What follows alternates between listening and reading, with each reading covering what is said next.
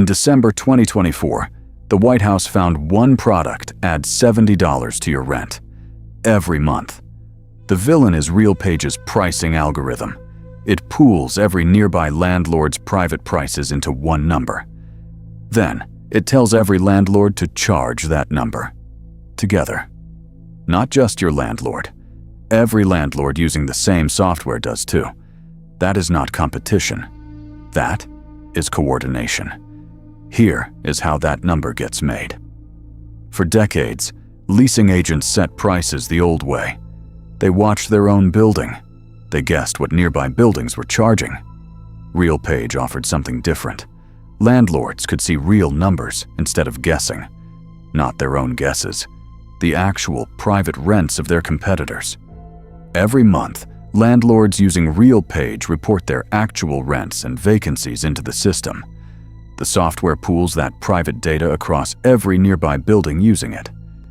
It hands back one recommended price, synchronized, not competitive. The software updates its recommended price every day. It does this for every open unit in the building. That daily number is what your renewal letter is built from. The system also tracks occupancy. How many units in a building sit empty? A nearly full building can push for a higher price. An emptier one might be told to hold steady or even drop. Normally, two competitors talking about prices is illegal. It's called price fixing. RealPage's algorithm does the talking for them. Meet Marcus. He's 34 and rents a one-bedroom in a mid-sized city. His building uses RealPage's software to set every price. This year, his renewal notice came with a 9% increase. Nothing changed in his unit. No new floors, no new appliances. Just a number, generated overnight by software he's never heard of. Marcus called his building's office to ask why. The answer he got was simple. Market conditions. Market conditions is doing a lot of work in that sentence. It suggests the price came from supply and demand in his neighborhood. It did not. It came from a shared algorithm, reading data from buildings Marcus has never seen. Buildings he will never know are connected to his rent. Before the software, a leasing agent could use judgment. They could see a hesitant renter and offer a deal. The algorithm removed that judgment from the process. Multiply Marcus by every renter in a building using this software. Then multiply that by every building in the same network. That is the real scale of one pricing recommendation. This software did not stay rare. Within a few years, it spread to thousands of landlords nationwide. Some of the largest property managers in the country signed on. The pitch to landlords was simple. Stop leaving money on the table. Let the software find the highest price the market would tolerate. In some cities, the adoption is even heavier. More than 1 in 4 buildings use a pricing algorithm like this one. Marcus's city is one of them. Every landlord using the same software gets the same advice. Raise the price, hold the line. Marcus never met another tenant whose rent went up the same week. He never needed to. The software did the coordinating he never saw. Antitrust law has a name for synchronized pricing among competitors. It's illegal when humans do it over the phone. The question now in federal court is whether software changes that. This is not a story about one bad landlord. It is a story about an entire industry's pricing system. And it is documented, all the way to federal court. Here is the documentation, starting with the federal government. In August 2024, the Department of Justice sued RealPage. It also sued 6 of the largest landlords in the country. The charge was a Sherman Act violation, the law against competitors fixing prices together. The Justice Department said the software did the fixing for them. 2 of the 6, YieldStar and Cortland, have already settled. YieldStar is the largest apartment operator in America. 4 other landlords are still fighting the case in court. The case grew in January 2025. The Justice Department added more landlords, including a Blackstone-owned property manager. Colorado and other states joined as plaintiffs. The original case wasn't partisan. 8 states joined the lawsuit in 2024, led by both parties' attorneys general. The second proof comes from 2 economists, not the government. Sophie Calder-Wang of Wharton and Gi-Hyung Kim studied thousands of buildings. Their study used a different method than the lawsuit and found the same pattern.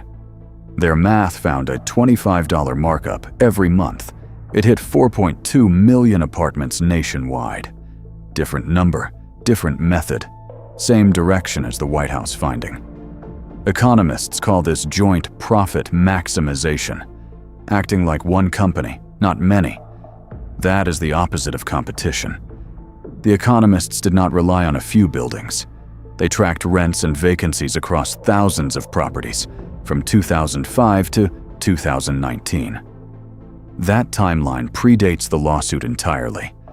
That $70 number from the opening has a full name.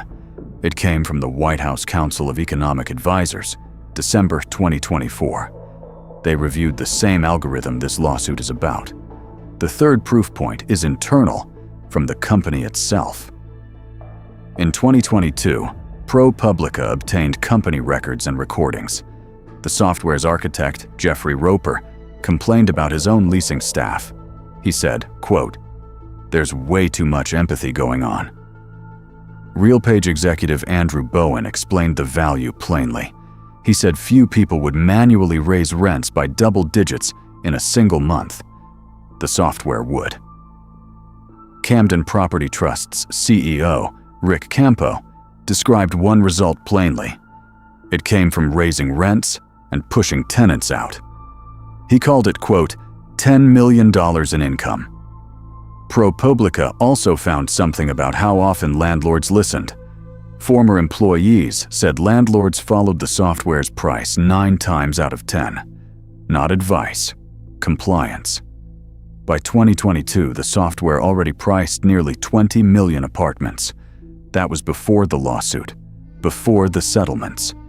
3 separate sources arrive at the same place: a federal lawsuit, an academic study, and the company's own words. None of them disagree about the direction. By 2026, landlord settlements in this case passed $200 million. RealPage itself settled too, without admitting wrongdoing. A court-appointed monitor now watches how the software runs. The RealPage settlement itself is contested. 4 state attorneys general say it does not go far enough. They formally objected in court in early 2026. One more number puts this in perspective. RealPage controls roughly 80% of the market for this kind of pricing software. There is almost nowhere else for a landlord in this business to go. Every piece of this is on the public record. Court filings, published research, the company's own people on the record. So here is what you actually know now. Your rent increase notice is not a verdict on the market. It is the output of a shared algorithm. $70 a month by one estimate, $25 a month by another. 2 different teams of researchers pointing at the same machine. Marcus's 9% increase was never about his apartment. It was never about his neighborhood either. It was about a number every nearby landlord agreed to use. Competitors are not supposed to set prices together. That rule exists, so the market actually competes. An algorithm does not erase that rule. It just hides it.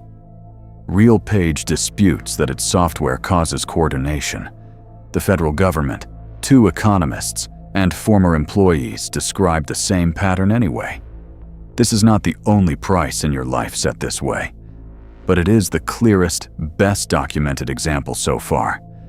A federal court case, a peer-reviewed study, and the company's own recordings.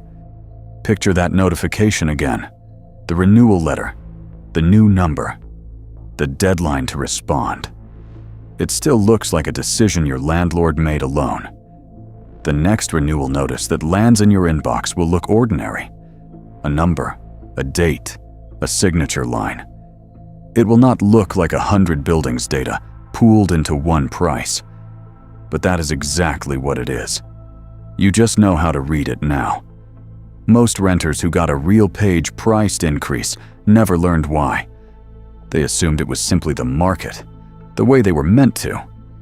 You are not most renters anymore. You know the software's name, the architect's quote, and the lawsuit behind it. Nothing about that letter has to feel ordinary again. That is the algorithm that set your rent. If software can set your rent, ask what else it sets. We already traced the same playbook in a different industry. It's the algorithm that decides whether your medical care gets covered. Watch that one next.